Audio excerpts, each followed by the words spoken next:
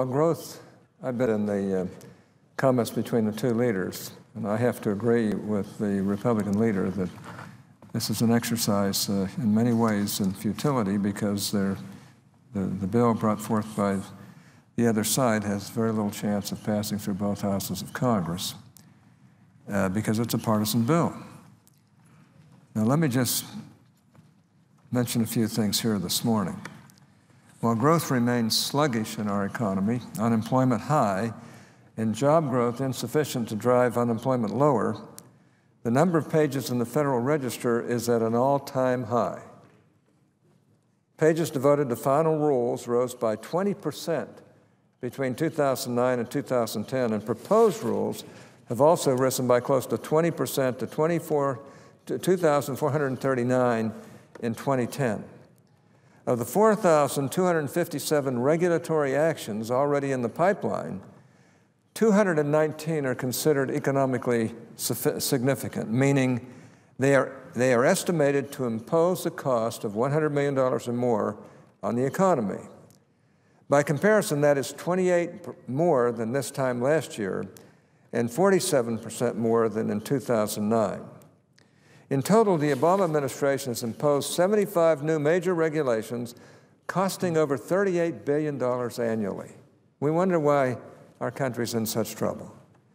The minutes of the late September meeting of the Federal Reserve Monetary Policymaking Committee revealed that in talking to businesses and market participants, many contacts have, quote, cited uncertainty about regulatory and tax policies as contributing to businesses' reluctance to spend, unquote. If businesses are not spending because of regulatory uncertainty, then their customers will see lack of demand for their products. The lack of demand explanation for economic sluggishness offered by the administration and its Keynesian advisors begs the question of why there is a lack of demand. While there are likely several reasons, the Fed clearly identifies one of them: uncertainty about regulatory policies. Indeed, uncertainty regarding future regulatory policies as a contributing factor for business reluctance to hire and invest has been cited in minutes of the past 3 policymaking meetings of the Fed's Monetary Policymaking Committee. And those identifying that such uncertainty is impeding job creation are American businesses and not government bureaucrats insulated from the front lines of businesses, and not their Keynesian advisors. They are the boots on the ground in the American economy, the very people who create jobs, most of whom are small business people. The legislation that I am introducing, or I have introduced, seeks in part to ease the burden of federal regulations on businesses, including smaller and younger businesses whose vibrancy is critical for job creation, and to provide a rational regulatory decision-making process to provide greater certainty to businesses about the future regulatory environment. Provisions in this act represent ideas that have garnered bipartisan support.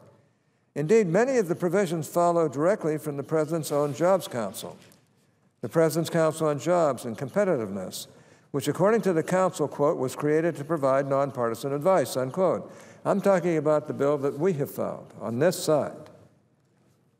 The Jobs Council presented recommendations to President Obama on October 11, 2011, in Pittsburgh, Pennsylvania. Those recommendations stem from the Council's interim report titled, quote, Taking Action, Building Confidence, 5 Common Sense Initiatives to Boost Jobs and Competitiveness, unquote. Many of the provisions in my act stem directly from recommendations in the Council's report and from the report's call for a more rational federal regulatory system. Mr. President, allow me to offer some quotes and comments related to the President's Jobs Council interim report recommendations in the context of this act. First, the President's Job Council says that, quote, the nation's complex federal, state, and local permitting system can lead to unnecessary delays. In fact, large Department of Transportation projects can spend years getting the required environmental impact statement process completed under the National Environmental Policy Act, or NEPA, unquote. I agree. And this legislation My legislation promotes more efficient regulation to rein in some of the burdensome federal red tape that stymies transportation infrastructure projects and job creation. At the same time, it fully recognizes environmental and safety concerns surrounding those projects. Relative to those concerns, the President's Job Council remarks that, quote, what's gotten less attention, however, is the number of jobs at stake, unquote. Second, the President's Jobs Council says that, quote, current markets face significant uncertainty. Tax policy, pollution restrictions, and performance standards are all in the flux, unquote. Now, I agree. And this side's legislation serves to reduce some of that uncertainty and promote rational regulatory decision-making with congressional review of rules and regulations that are of major economic significance and required approval of the very rules that would impose major costs on the U.S. economy and job creators. Third, the President's Job Council states that, quote, there is broad consensus that a key step towards jump-starting economic growth would be removing regulatory barriers and simplifying overly complex government processes. Their inefficiencies cost businesses time and money, unquote. I agree. And this legislation seeks, through rational regulatory decision-making and reviews, to remove unnecessary and costly regulatory barriers and provide simpler, more rational government regulatory processes. Fourth, the President's Jobs Council says, now this is the President's Jobs Council, it says, referring to executive orders to review regulations that, quote, unfortunately, the executive orders mandating regulatory analysis and review did not apply to IRCs, that is, independent regulatory commissions, such as the Securities and Exchange Commission or the Commodity Futures Trading Commission, because the law won't allow it. While some IRCs employ economic analysis when crafting new regulations, many do not routinely do so. As an example, in 2010, IRCs issued 17 economically significant regulatory actions, 16 of which were promulgated by the Securities and Exchange Commission and the Federal Reserve System. None underwent the comprehensive regulatory impact analysis or included the cost-benefit analysis that is expected from executive branch agencies. The Council, therefore, recommends that legislation be passed that requires IRCs that they conduct cost-benefit analysis for all economically significant regulatory actions that may have an annual impact on the economy of $100 million or more, as well as any significant guidance that meets the same threshold, unquote. Now, I agree that this legislation will provide, the one that we have found on this side, this legislation will provide congressional oversight on any such performed by IRCs like the Securities and Exchange Commission, the Federal Reserve, and the Commodities Futures Trading Commission and other federal regulators for economically significant actions. Fifth, the President's Job Council says of its recommendations for economically significant regulatory actions that, quote, these recommendations are not designed to weaken regulation or regulatory agencies, but rather to improve the rulemaking process and to create more effective and less burdensome regulations that will promote economic growth and job recovery, unquote. I agree. And the Republican legislation promotes a rational regulatory system with improved rulemaking oversight to create more effective and less burdensome regulations in order to help promote jobs growth. I agree also with the spirit of the Jobs Council remarks that efforts like this legislation, far from, quote, gutting, unquote, regulations and, quote, threatening safety, unquote, will promote economic efficiency and renewed job creation. The call for rational regulation and rulemaking is in no way a gutting of regulations or a sacrifice of public safety or of environmental quality efforts. We all know that rules and regulations are quite likely to continue to grow and evolve. This legislation seeks only to put rational decision-making into the foundation of our regulatory and rulemaking processes that are too often driven by special interests of largely unaccountable and fully unelected federal regulatory bureaucrats wishing to impose their preferences on America's job creators. Mr. President, proponents of the so-called infrastructure bank have actively cited in recent advocacy speeches findings from global competitiveness reports of the World Economic Forum. Well, if ratings from the World Economic Forum guide their views and guide them to advocate hundreds of billions of dollars of taxpayer resources for a risky new GSE that they call an infrastructure bank, let's look at what the forum has to say regarding the United States. First, in their recent global competitiveness report, in what are called, quote, the most problematic factors for doing business, unquote, in America, the top 4 factors out of 15 are tax rates, number 1, inefficient government bureaucracy, number 2, access to financing, number 3, and tax regulations, number 4. Inadequate supply of infrastructure rates, number 10, right below policy instability and restrictive labor regulations. There you have it.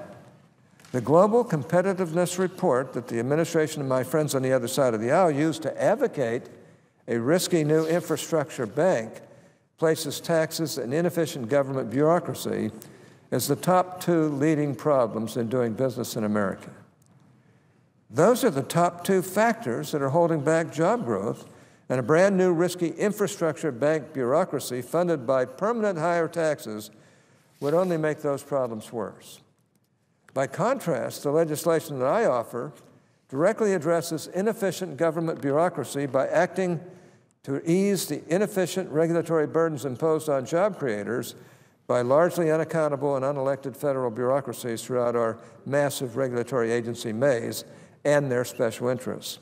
And I might add, those regulatory agencies seem clearly not to have job creation and easing of the plight of America's 14 million unemployed workers as part of their main interests. Mr. President, the legislation that I am proposing also provides for a fully paid-for highway extension through 2013 that will give states and contractors the certainty they need to begin large projects and create jobs.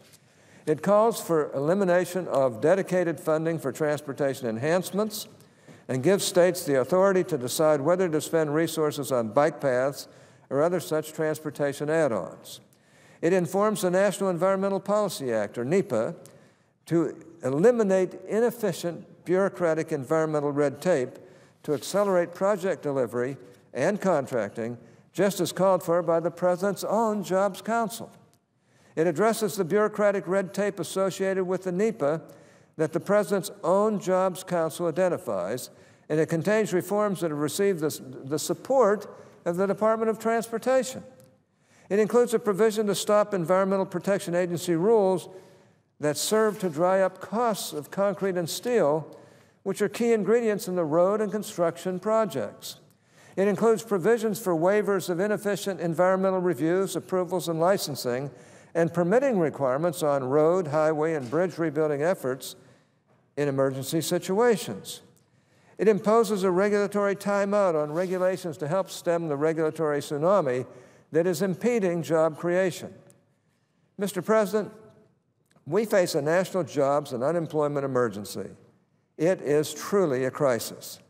The Federal Reserve, the President's own Job Council, and job creators in Utah and across America have made clear that onerous regulations and regulatory uncertainty are acting to cast a wet blanket on job creation in America. And the 14 million unemployed Americans are painfully in need of jobs. I and my fellow Republicans are listening.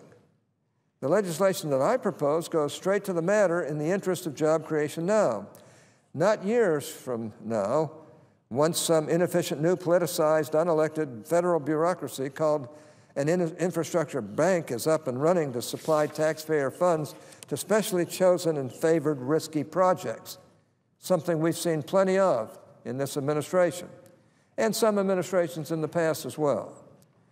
The legislation that I propose addresses the repeated calls from job creators who are stymied by inefficient, burdensome regulatory red tape derived from special interest federal bureaucracies rather than the interests of American workers. The legislation that I propose draws from bipartisan recommendations, including recommendations from the President's own Bipartisan Jobs Council. The legislation that I propose accommodates fully paid-for infrastructure projects to be undertaken to help build roads, bridges, and a host of other projects without imposing permanent, job-killing, higher taxes during a national unemployment emergency. Mr. President, I urge all of my colleagues in the Senate to support this legislation. This idea of an infrastructure bank is just, it appears to me to be just a future example of what Fannie and Freddie were all about. And I think we can do this without having an infrastructure bank. We can do it better. We can do it pushing a lot of the President's ideas forward, a lot of the World Economic Forum's ideas, and a lot of ideas that both sides of the aisle have to conclude are important for overcoming this regulatory mess that's making it almost impossible to create jobs and almost impossible to get legislation through this body. Mr. President, I yield the floor and suggest the absence.